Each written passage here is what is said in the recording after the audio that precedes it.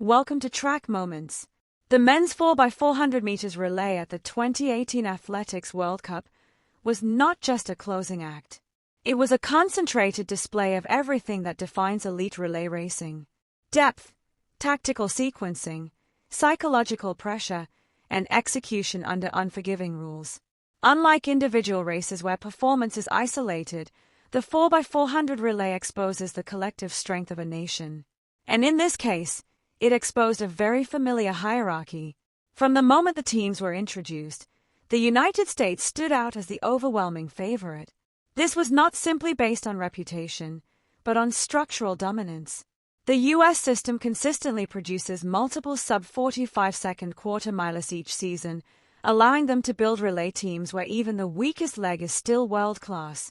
That depth translates into flexibility, and flexibility in relay strategy is everything. However, before the gun even fired, the race took an unexpected turn. The withdrawal of Great Britain and Northern Ireland fundamentally changed the competitive landscape. This wasn't a routine scratch announced hours in advance. It happened at the last possible moment with athletes already set in their blocks. Such scenarios are extremely rare at this level and immediately disrupt not only lane dynamics but also psychological preparation for the remaining teams. From a tactical standpoint, Britain's absence removed a critical variable. They were one of the few teams capable of challenging for a podium position and, more importantly, influencing race tempo in the middle legs.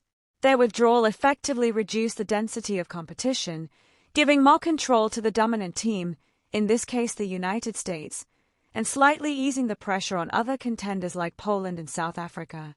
When the race finally began, the opening leg followed a predictable but crucial pattern. The U.S. athlete attacked the stagger aggressively but not recklessly. This distinction matters in the 4x400 relay. The first 200 m are about controlled aggression, establishing position without compromising efficiency. The American runner executed this perfectly, maintaining a high stride frequency while preserving enough relaxation to avoid lactate overload before the exchange. Simultaneously, France showed intent on the outer lanes, using the visual advantage of stagger to build early momentum. Meanwhile, Poland and South Africa adopted a more conservative approach, focusing on maintaining contact rather than overextending in the opening phase. This is a classic relay dilemma. Commit early and risk collapse, or stay controlled and hope to strike later. The first exchange was where the race began to tilt decisively. In the 4x400 relay, this moment is less about raw speed and more about spatial awareness and timing. The United States delivered a near-perfect baton pass. Smooth acceleration into the zone, no stutter steps, no hesitation. That efficiency allowed their second runner to transition seamlessly into race pace and crucially secure the inside lane position after the break. Once on the inside, control increases exponentially. The second leg runner for the U.S. dictated the tempo, forcing competitors to either match the pace or risk losing contact. South Africa responded impressively here, emerging as the primary challenger. Their athlete ran with discipline, maintaining a consistent gap and preventing the race from becoming an immediate blowout. Behind them, Poland and Germany formed a tightly packed chase group.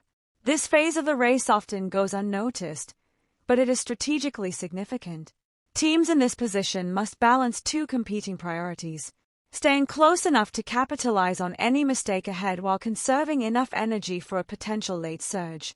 Both teams managed this balance reasonably well, but neither could make a decisive move.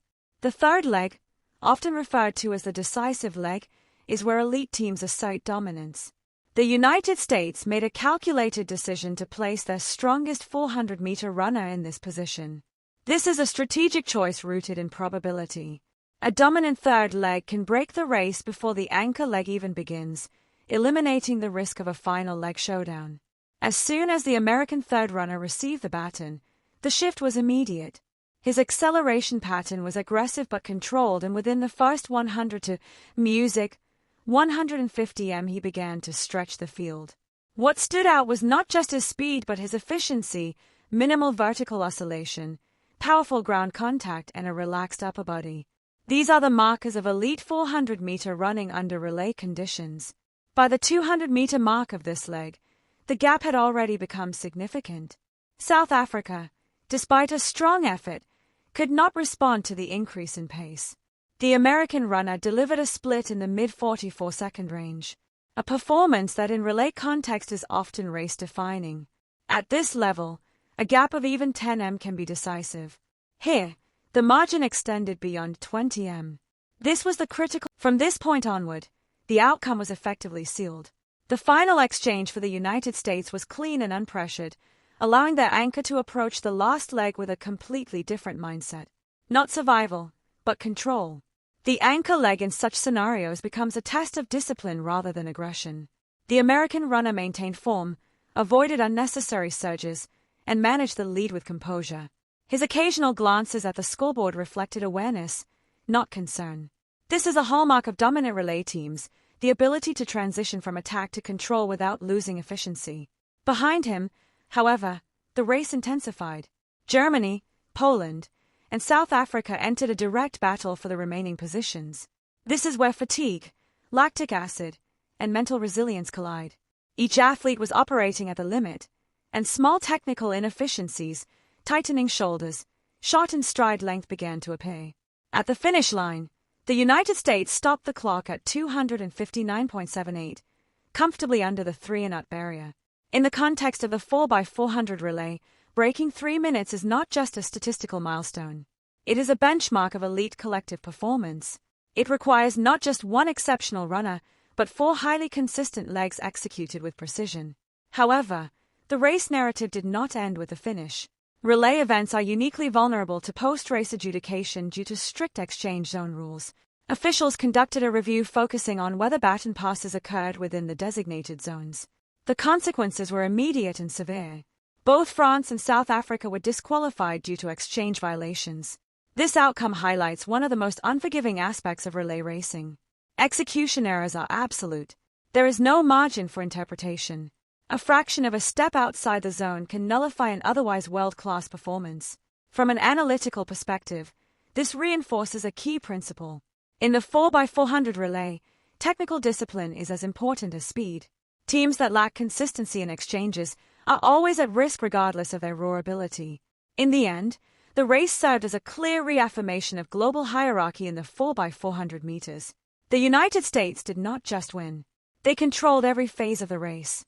From the opening leg to the final stride, their performance combined depth, strategy, and flawless execution. While other nations demonstrated competitive elements, South Africa's resilience, Poland's consistency, Germany's late race fight, none could match the structural advantage and tactical clarity of the American team. This was not merely a victory.